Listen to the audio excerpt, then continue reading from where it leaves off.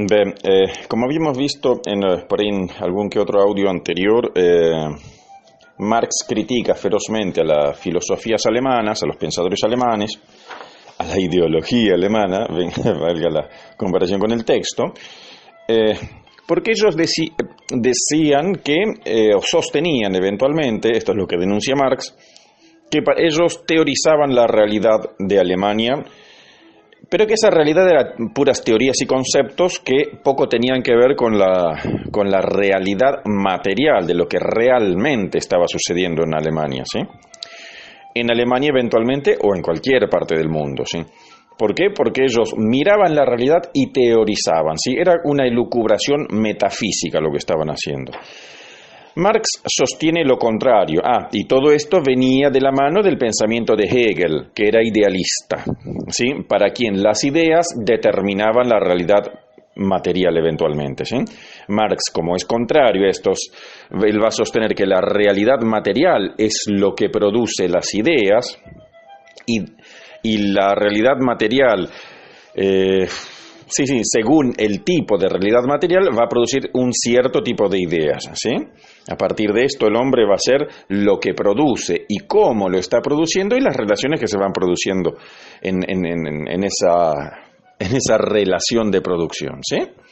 Básicamente es esto. Entonces, las relaciones de producción, por ejemplo, podemos decir un pescador va a tener un cierto tipo de relaciones, un cierto tipo de ideas, que, por ejemplo, un nómada en el desierto, que transporta su ganado, no sé, no conozco demasiado, pero imaginemos a alguien que tiene, o sea, la vida en el desierto es mucho más dura que la vida en un bosque, vamos a decirlo así, ¿sí? Entonces, la realidad material, es decir, el modo, el medio de producción de un beduino que vive en el desierto, va a ser muy, muy diferente al modo de producción de alguien que vive en un bosque, con un arroyo, con un lago, con la pesca, las frutas, ¿no? Scusa el mate.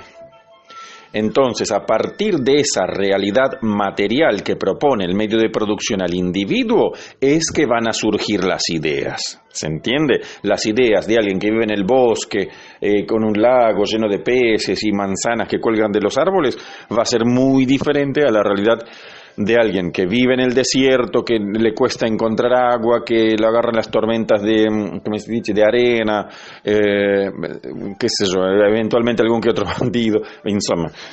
Te das cuenta cómo las ideas que se van a producir van a estar directamente vinculadas con el modo de vida, es decir, con el medio de producción y el modo en que una persona se abastezca o intente satisfacer las necesidades, ¿sí? ¿Se entiende más o menos? Esto es lo que observa Marx. No lo dice con estas palabras, la complica bastante, pero nosotros lo simplificamos ahora, ¿sí? Entonces, recuperando el argumento y la crítica que le hace a los hegelianos o post-hegelianos, él dice que para estudiar un sistema social hay que observar la producción de ese sistema social, ¿sí?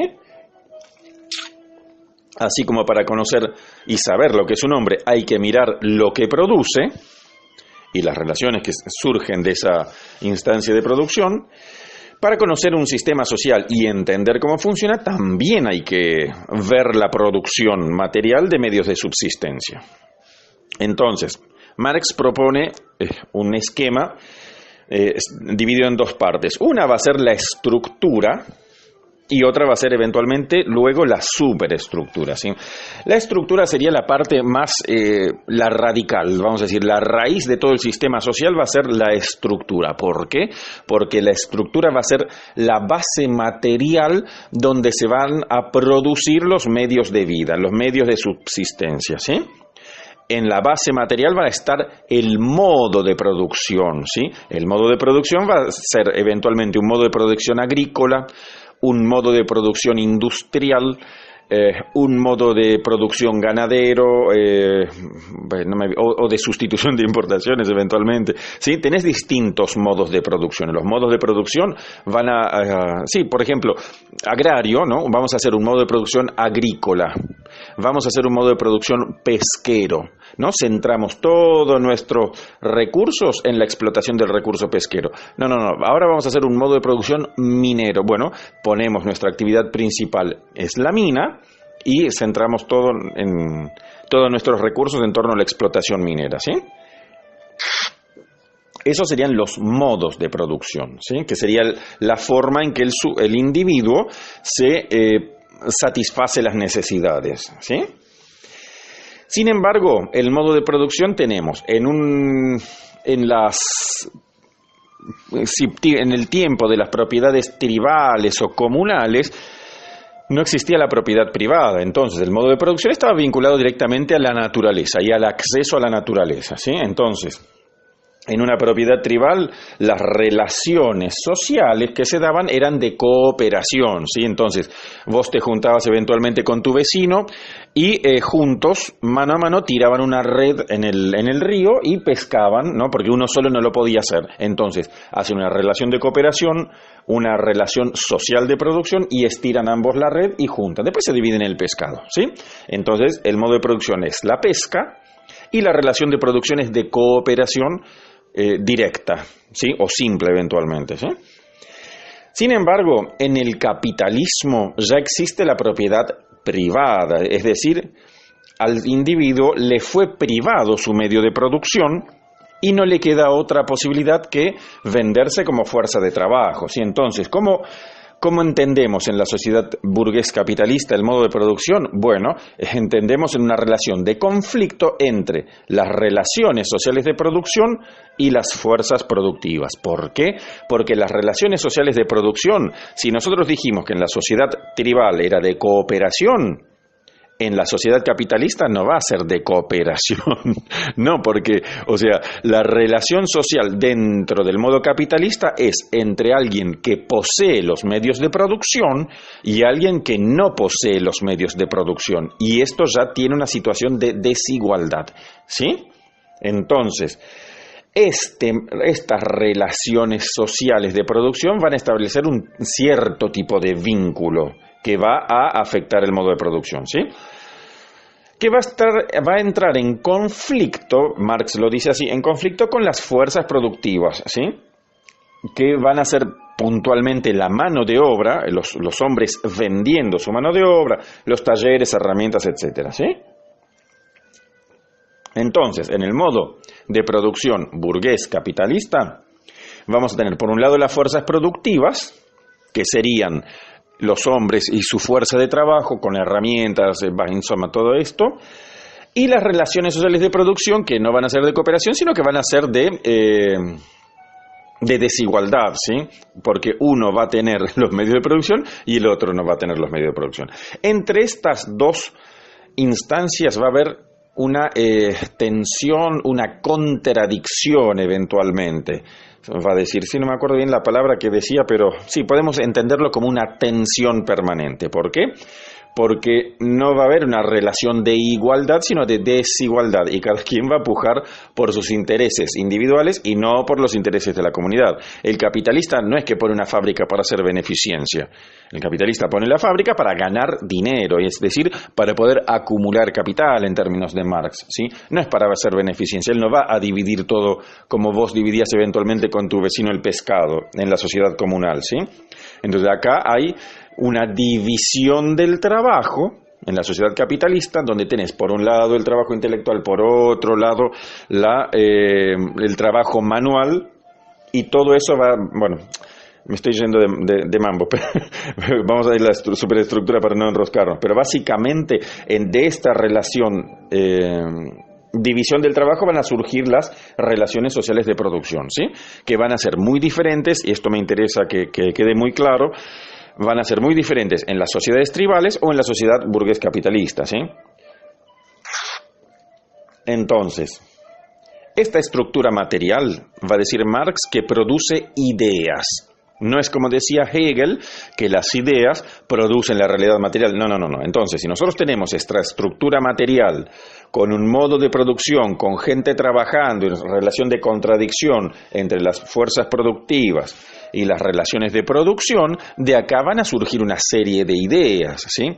Eventualmente, esa serie de ideas van a estar vinculadas con la regulación de la actividad, ¿sí? O deberían al menos estar vinculadas. Entonces, a partir de esto, surge una superestructura que está apoyada y depende directamente de la estructura, que va a tener que ver con, sí, básicamente el Estado, ¿sí? Van a ser sí, todos los aspectos jurídicos, legales, eventualmente la educación, ¿sí?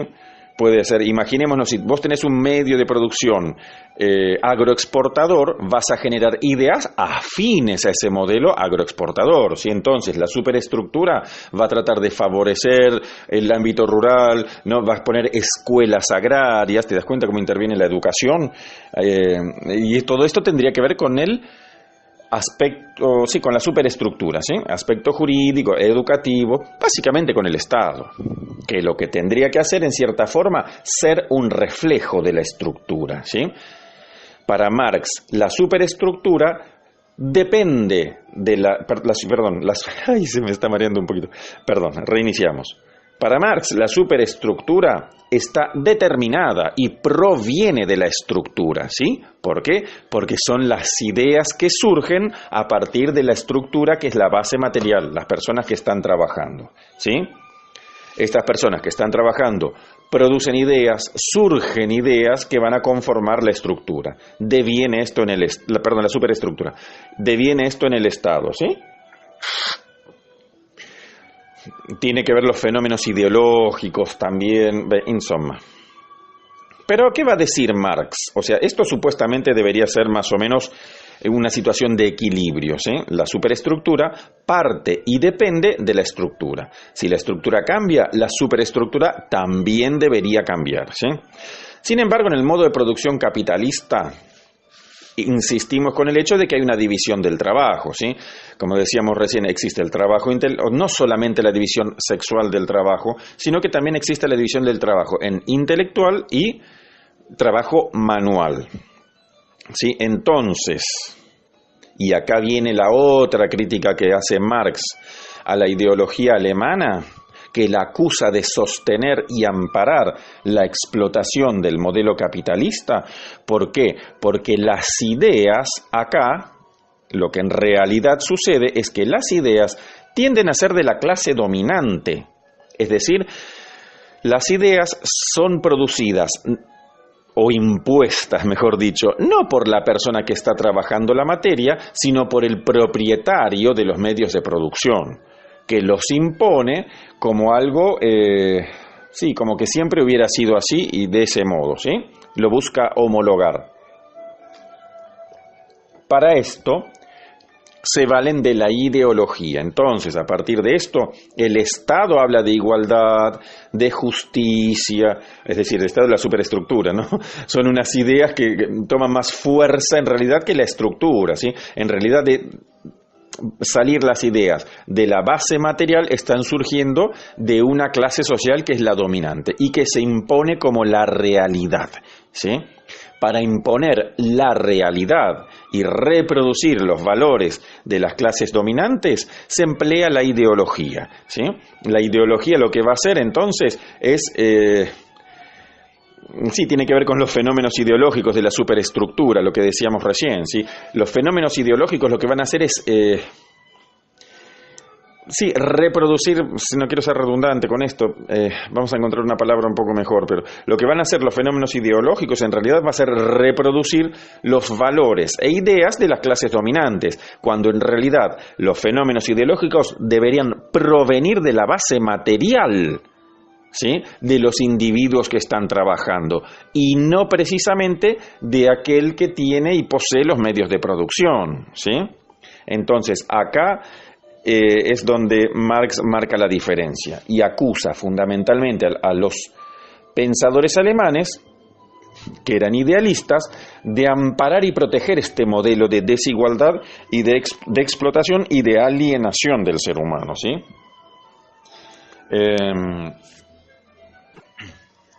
Lo que hace el Estado, perdón, lo que hace el Estado entonces va a ser encubrir estas relaciones de desigualdad, ¿sí? El Estado, recordemos, como parte de la superestructura o como superestructura, debería provenir de las ideas surgidas de las personas que están trabajando en la base material de la sociedad, ¿sí? Sin embargo, esto no sucede así, como dice Marx, y las ideas, en lugar de provenir del sujeto que trabaja y transforma la materia, van a provenir de la clase social dominante, que son los propietarios de los medios de producción, y que van a intentar reproducir y potenciar esa relación de sometimiento y desigualdad, ¿sí? El Estado, en este caso, si bien debería ser un ente regulador de todo esto y debería ser producto de la producción, no lo es.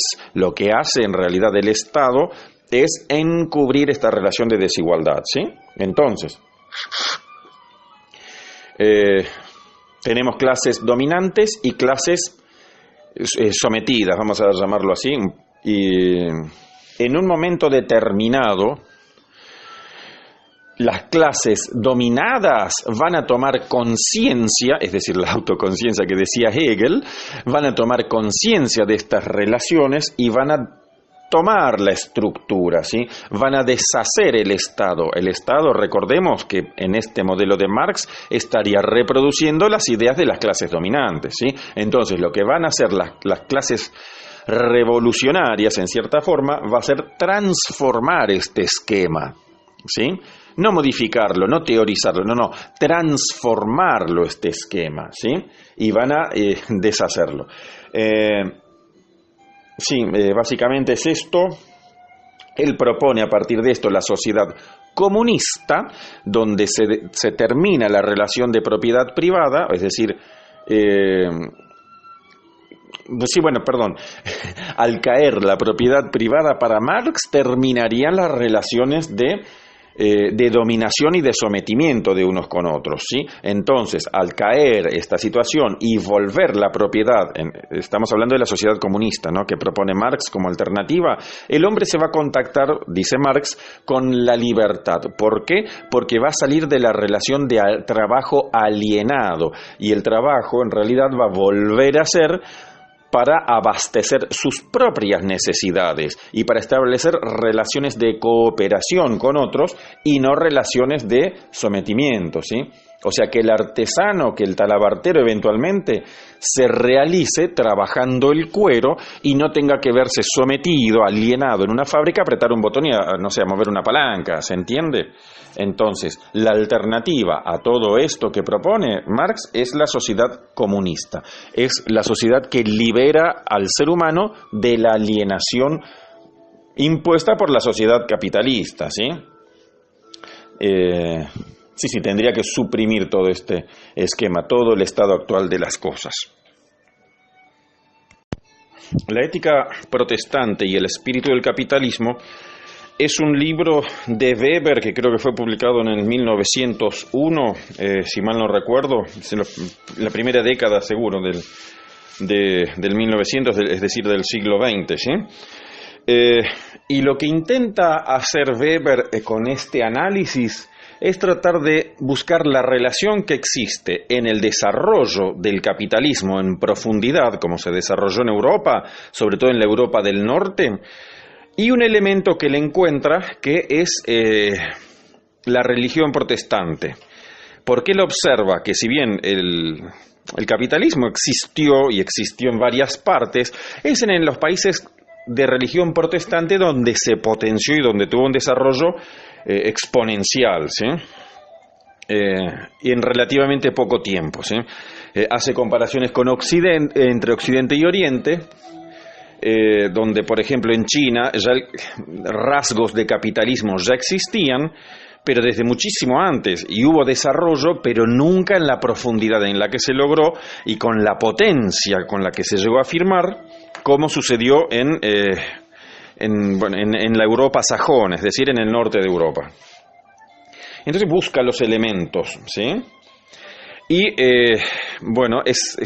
encuentra un elemento particular que, en realidad toma varios elementos del comportamiento de aquellos adherentes a la religión protestante, ¿sí? Pero hay un elemento que está fuera de la religión en sí, pero que ya lo habíamos tratado de ver antes, que es la racionalización, ¿sí? Que yo creo que fue en el audio anterior que hablábamos de la aplicación de la razón al estudio de los fenómenos naturales, y a esto le llamábamos ciencia. Pero la razón también se aplicó a distintas cosas. Se aplicó, por ejemplo, al estudio de la política. La razón se aplicó para el diseño de un Estado, ¿sí? Y de ahí nace el burócrata, la burocracia, ¿no? Más que la burocracia, el burócrata. Para Weber, el burócrata, es decir, un hombre de Estado preparado especialmente para la función, preparado racionalmente para la función de Estado. Eso existe, es un personaje propio de la época moderna, y esto se da en Europa, ¿sí? No en otras partes del mundo donde eventualmente, y acá podemos recuperar la acción, ¿no? La acción por la tradición. Por ejemplo, en China, los cargos relativos a la estructura jerárquica de la monarquía o de los imperios, como en India, eran por herencia. Entonces podemos decir que la acción era motivada por la tradición, ¿sí? Mientras que en la Europa moderna, la acción era movida por la racionalización. Era una acción racional de valor, valorativa eventualmente, o instrumental, ¿sí? Esto ya lo habíamos visto en el audio anterior. Se da en la Europa, entonces, en las nuevas configuraciones del Estado, que aparece la figura del burócrata como un agente especializado racionalmente para conducir las situaciones de Estado, ¿sí? A su vez, el Estado también, el Estado racional, le vamos a decir así, el Estado moderno en Europa, habla de un derecho organizado, que es un derecho organizado racionalmente, ya no es movido por la emoción, ¿sí? Sino que es racional. Y hay un evento que lo vamos a relacionar también con lo que habíamos visto en el audio anterior, que es el empleo de la razón para conseguir medios que nos lleven a ciertos fines, ¿sí? Así va a surgir el afán de lucro, ¿sí? Y si bien el capitalismo y el afán de lucro surge principalmente en el Renacimiento italiano, es decir, en el periodo postmedieval, con la caída del feudalismo, surge en Italia, es llamativo para Weber que esto se desarrolló y se potenció en los países sajones, ¿sí? Entonces, empieza a mirar una serie de elementos tipificados, conductas tipificadas, y encuentra que hay una relación muy fuerte entre la religión protestante y el desarrollo del capitalismo, ¿sí? Ahora, hay que mirar qué es lo que tiene esta religión protestante que favoreció el desarrollo del capitalismo, ¿sí? Como dijimos que Weber se preocupaba en hacer una observación retirándose de la valoración particular respecto del objeto que estaba estudiando, ¿sí? Para mantener la objetividad de la investigación. Esto lo habíamos visto cuando hablamos de los tipos ideales. Él no habla del capitalismo como algo negativo, o sea, no pone su valoración, no hace juicio de valor respecto del capitalismo, ¿sí? Ni siquiera lo compara con otras modalidades de organización social económica. Lo que sí dice es que el afán de lucro es constitutivo del ser humano, ¿sí? Y la necesidad de emplear a otros como estorbo o como herramientas forma parte de las acciones naturales del individuo, ¿sí? Y esto hace que devenga en ambición, y una ambición descontrolada. Entonces, lo que va a decir Weber es que el capitalismo, como se dio en Europa, con el empleo de la razón, lo que hacía era, en cierta forma, moderar estas ambiciones que surgían a partir de conductas naturales del ser humano, que eran el empleo de otros o la relación con otros a partir de relaciones de estorbo o de herramientas, y el afán de lucro que surgía a partir de esto, ¿sí? Entonces, la aplicación de la razón a esas relaciones, es decir, la combinación de las relaciones sociales con el afán de lucro, devenía en un capitalismo racional, él le va a decir. Y es el capitalismo racional el que se desarrolla en Europa, mientras en la modernidad se desarrolla el capitalismo racional, porque previamente ya había un capitalismo, pero era un capitalismo aventurero y se caracterizaba por el no empleo de la razón, ¿sí? Vamos a poner un ejemplo de capitalismo aventurero, por ejemplo, y es el descubrimiento de América. El rey de España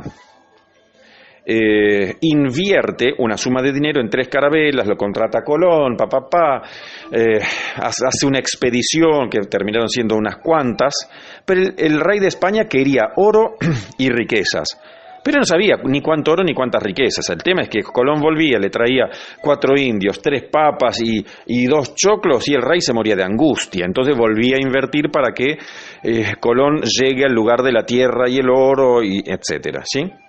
La característica de este capitalismo aventurero es que sí, había participación del capital en la actividad productiva, pero no había cálculos, y el cálculo es producto de la racionalidad, es la aplicación de la razón, ¿se entiende?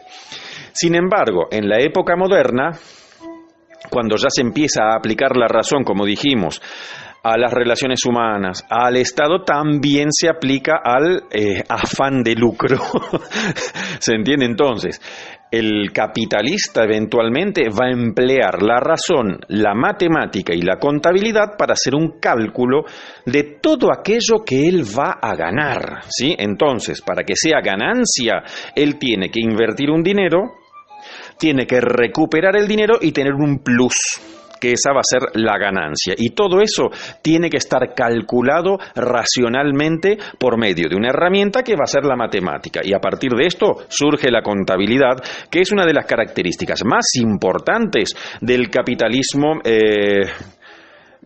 ¿cómo vemos? Racional, se me va la palabra. Y este capitalismo racional se desarrolla, insisto en esto, en la Europa sajona, es decir, en Inglaterra, en Alemania, en Holanda, eventualmente, que eran países que tenían un comportamiento social muy particular y estaba vinculado a la religión protestante, ¿sí?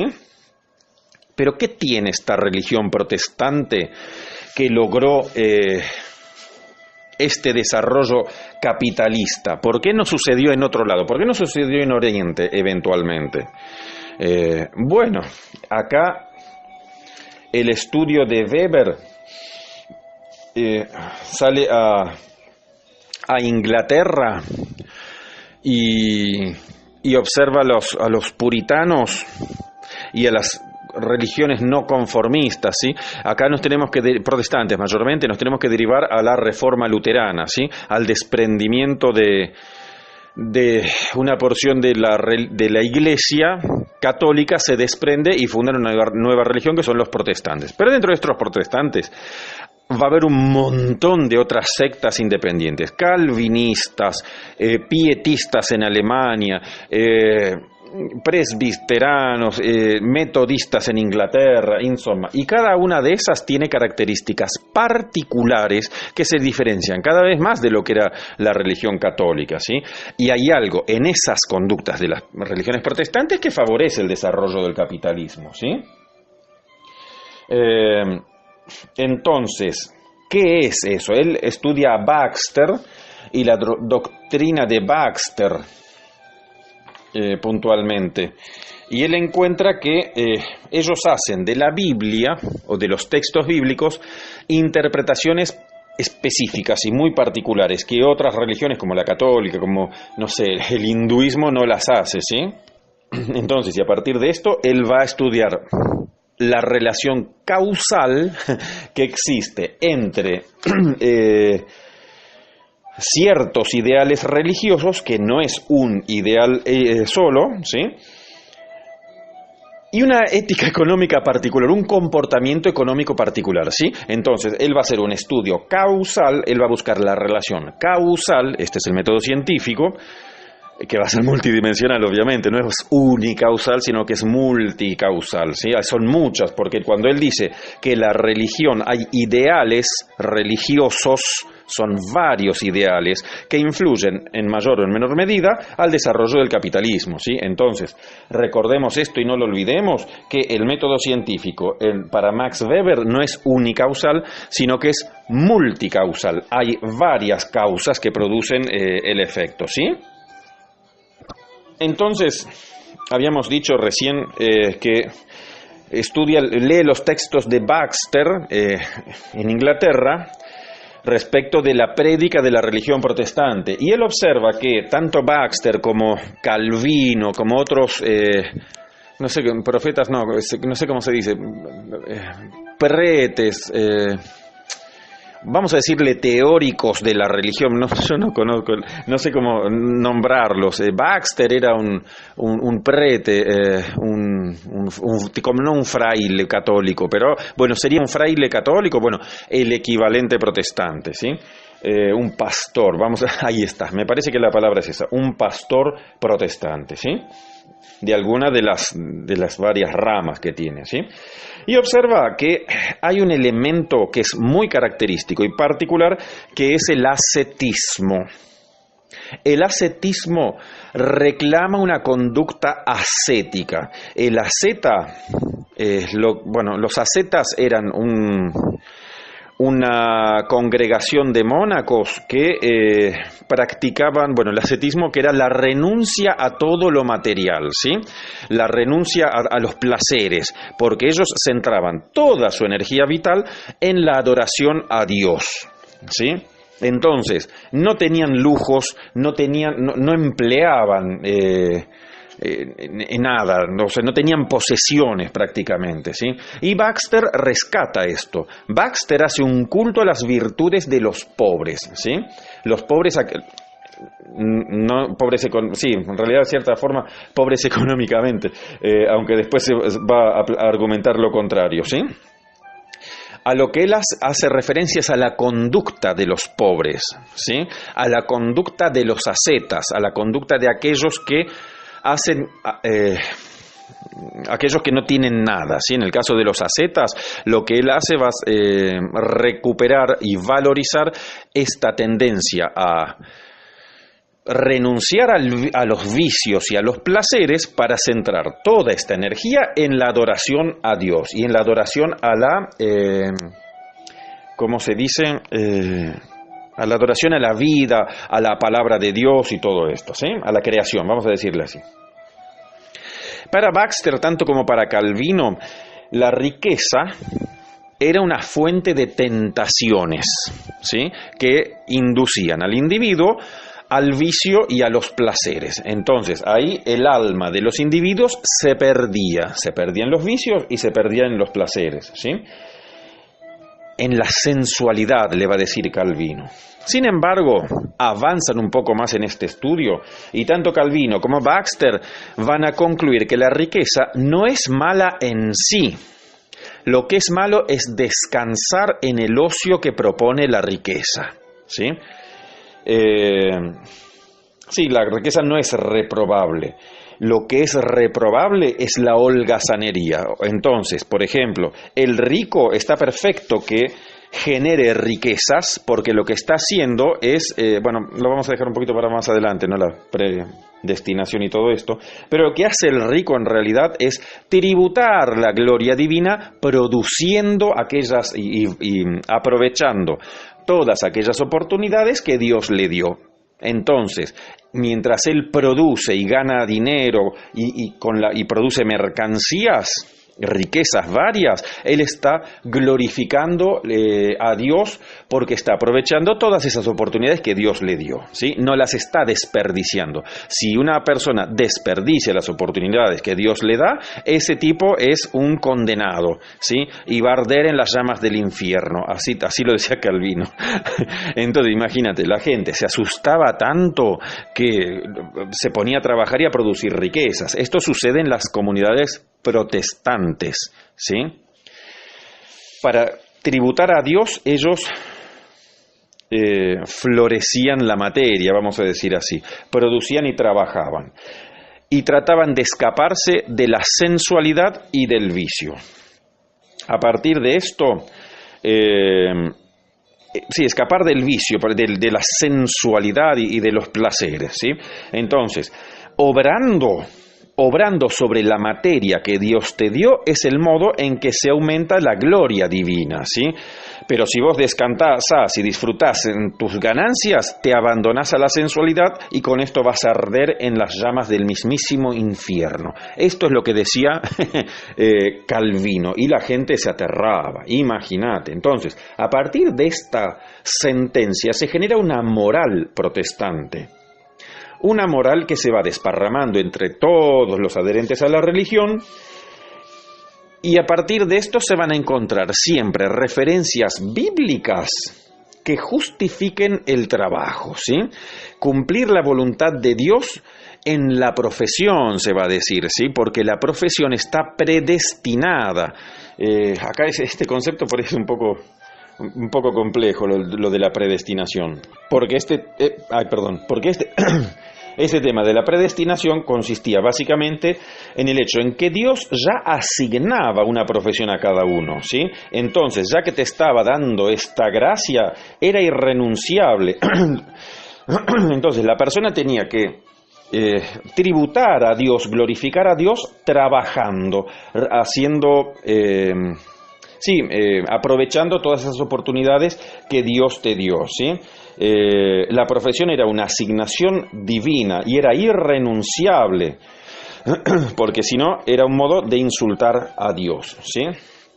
A partir de esto, y a modo de, como un intento de copiar, o sea, de retirar de incorporar a la sociedad las costumbres de los monjes ascetas, lo único que podían hacer las poblaciones protestantes era tributar a Dios. No podían gastar ni en vicios ni en placeres, menos aún descargarse sexualmente, porque eso hacía perder en cierta forma tiempo que podrían estar aprovechando para glorificar a Dios, y el sexo eventualmente era una forma de abandonarse al vicio y a los placeres, y esto era condenado por estas religiones, ¿sí? Entonces el mismo Baxter lo que decía era que de hecho tenía una especie de manual, ¿no?, de instrucción, ¿no? Y acá surge la ética protestante, un manual de instrucción con prácticas para resistir las tentaciones y la sensualidad. Por ejemplo, cuando venía el deseo sexual, la calentura, vamos a decirlo así, el tipo, se te tenía que pasar, porque vos no podés abandonarte a la sensualidad, ¿se entiende? Porque vas a pudrirte en el infierno de ese modo, y abandonarte a la sensualidad es ofender a Dios. Entonces, si te dan ganas de tener sexo, bueno, ponete a trabajar hasta que se te pasen, y trabaja tanto, pero tanto hasta que te canses y se te vayan esas ideas morbosas de la mente. Imagínate, las ideas no se le iban nunca, y por eso los sajones crecieron hiperlaburadores, ¿viste? Pobres sajones, Dios santísimo, mirá vos que... Bueno, vamos recuperando la seriedad. Entonces, cada vez que tenían ganas de tener sexo, ellos, por mandato de Baxter, se tenían que poner a trabajar. Imagínate, levantaron edificios, torres, iglesias, máquinas industriales. La revolución industrial se produjo en esos países sajones. Imagínate, comparamos esto. Bueno, pero lo que consistía era en reprimir los placeres y sobre todo la sexualidad, que venía condenada, ¿sí? Bueno, acá vemos, esas son las costumbres de los ascetas que Baxter y Calvino intentan que se diseminarlo en la población completa, ¿sí? Ese proceso se llama el secularismo, la secularización, ahora no me acuerdo, que consistía en tomar hábitos religiosos y transportarlos a la población civil. Los hábitos religiosos eran propios de los ascetas, y los desparraman en la población general, ¿sí? Ese proceso se llamó secularización y lo que se desparramó fue el ascetismo. Y el ascetismo prácticamente prohibía los placeres entonces y obligaba a trabajar para compensar los deseos sexuales. Imagínate, con las ganas que tenían, se ponían a trabajar como locos y cada vez ganaban más dinero. Pero, ¿sabes qué te digo? No podían gastar ese dinero porque estaba prohibido por Dios también y era ofenderlo. Entonces, todo ese dinero que no podían ahora gastar en placeres, ¿sabes qué hacían? Lo invertían en la misma empresa. Entonces tenías un reciclaje constante de capital y una acumulación infernal. Claro, si todo lo que ganaban y cada vez ganaban más no lo podían gastar, imagínate vos la fortuna que llegaron a acumular. Y no podían gastar porque no podían gastar en placeres, ¿sí? Esta es la ética religiosa aplicada al capitalismo. En las primeras generaciones, los protestantes eran conscientes de que estaban conservando tradiciones ascetas, es decir, no gastar para no ofender a Dios, pero generaciones posteriores, hasta la edad moderna y contemporánea, se conservó la costumbre porque esa ética protestante se encarnó en el espíritu del capitalismo. Solo que el afán de lucro y el empleo de otros como herramientas u obstáculos se potenció y se desprendió de la moral religiosa, ¿se entiende? Entonces, la ética protestante pasó a ser una ética del capitalismo, ¿sí? Ese es el proceso de secularización, también podemos decirlo así. Cuando la ética propia del protestantismo pasó a ser aplicada al capitalismo, y de esto nadie sabe. De hecho, los capitalistas de hoy ni siquiera piensan en que tienen que trabajar para olvidar sus deseos sexuales. No, tampoco piensan que no pueden gastar en ocio y en sensualidades su fortuna. De hecho, lo hacen, ¿sí? Entonces, la ética protestante, en el espíritu del capitalismo, olvidó la raíz religiosa. ¿Se entiende? Esto es la secularización. Entonces, el capitalismo se desarrolló en Occidente precisamente por la aplicación de la razón a todos los ámbitos, a todos los campos de la realidad, ¿sí? En la aplicación de la racionalidad a la política, por ejemplo, surge el Estado racional, ¿sí? No el Estado hereditario, las monarquías hereditarias. Surge el burócrata, ¿sí? Que es un empleado, es un agente de Estado especializado, ¿sí? Estudiaron, para eso se capacitaron como hombres de Estado, ¿sí? Como estadistas, no por herencia, ¿sí? Entonces, ¿qué más habíamos dicho? La racionalización, bueno, a la racionalización aplicada al estudio de los fenómenos naturales, esto era la ciencia, ¿sí? Y la razón y la racionalidad también venían aplicados a la producción de bienes eventualmente, ¿sí? Al capital. Eso es lo que logra el capitalismo. ¿Cómo se manifiesta entonces la racionalidad en el capitalismo?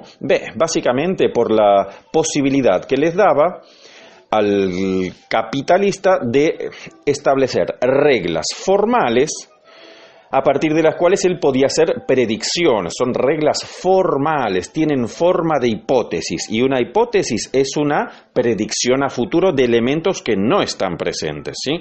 Una hipótesis es, si yo hago A, el efecto en B va a ser este, pero con los elementos no presentes aún, ¿sí? Estás así hipotetizando algo que todavía no sucedió, ¿sí? En el caso de la aplicación de esta razón formal, ¿no? De fórmula formal al capitalismo, consistía en la capacidad de hacer una predicción respecto de las ganancias, ¿sí?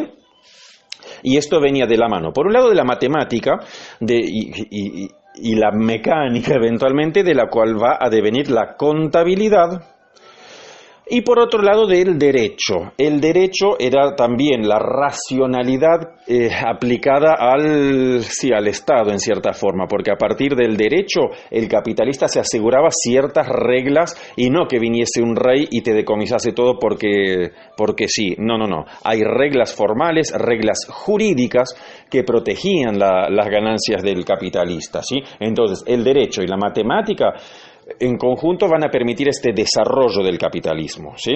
Con la contabilidad se lograban las predicciones, y esto es la aplicación de la razón, del racionalismo a la producción de capitales.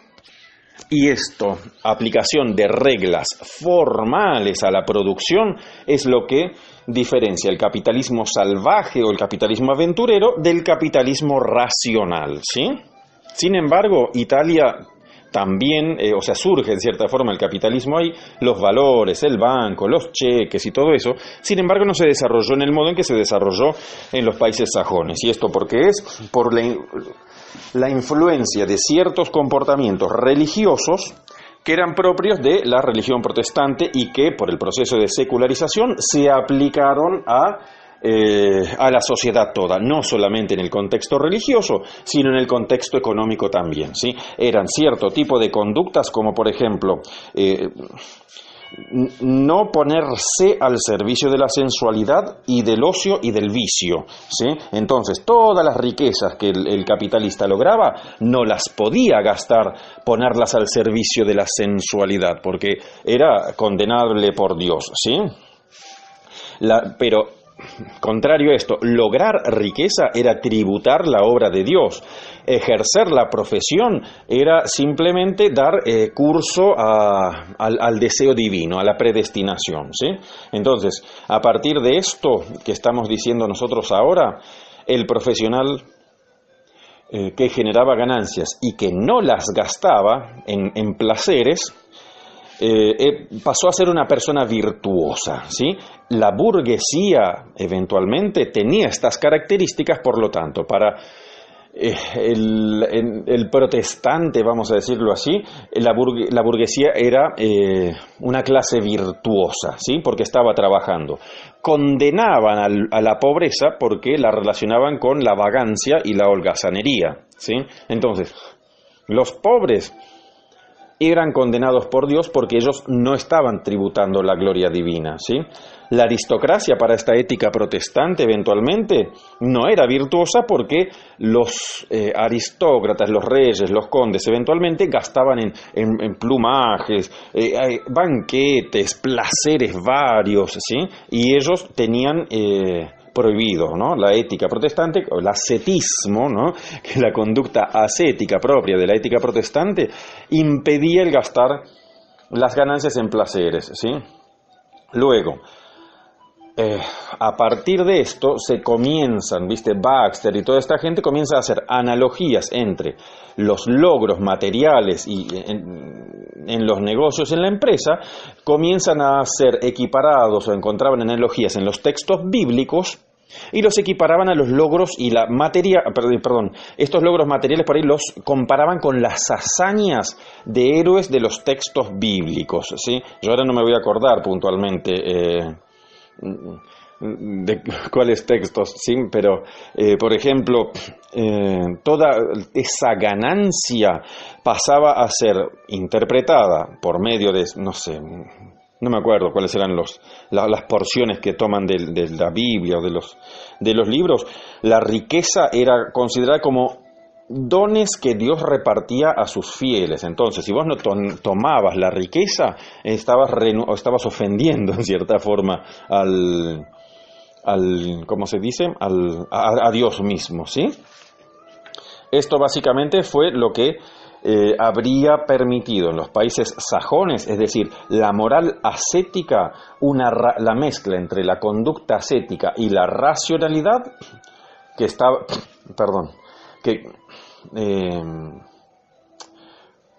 recuperamos el argumento, ¿sí? La moral ascética y la racionalidad aplicadas al medio de producción fueron aquellas cosas que permitieron que en los países protestantes se haya desarrollado poderosamente el capitalismo y mucho más fuerte que en cualquier otro lugar, ¿sí? Luego, el protestantismo veía en el Estado, estamos hablando de las monarquías absolutas, empieza a tener conflictos con los puritanos porque se decía que el Estado proveía diversiones al pueblo y cuando lo que tenía que hacer es proveerle medios de trabajo, sin medios para purificar el alma. Y los puritanos, no olvidemos que estaban contra todo aquello que representaba placer o que permitía dar placer. El único placer era alabar a Dios, ¿sí? O tributar a Dios, ¿sí? Nada que... no, el placer real iba a estar en el más allá, no iba a estar en esta tierra. Eso es un poco el eje central de estas éticas ascéticas y puritanas, ¿sí? El placer eventualmente estaba en el más allá, es decir, en el cielo y no en esta tierra. Es por eso que no había que gastar en lujos y bellezas en esta tierra, ¿sí? Esta es una de las razones por las cuales los puritanos, los cuáqueros, por ejemplo, se vestían todos iguales, ¿sí? Todos con ese traje negro, tosco, ¿cómo podríamos decirlo? Un poco, no en elegancia, ¿viste? Prácticamente como, no me viene la palabra, pero... sí, la belleza no estaba no se podían adornar a sí mismos, entonces, por eso es que se vestían todos iguales. Y si vemos nosotros acá en La Pampa, por ejemplo, están los menonitas descienden todavía de esas viejas tradiciones puritanas, y ellos se visten todos más o menos parecidos, ¿sí? Esto proviene de aquella, ¿cómo se llama?, de estas tradiciones de las éticas protestantes, ¿sí?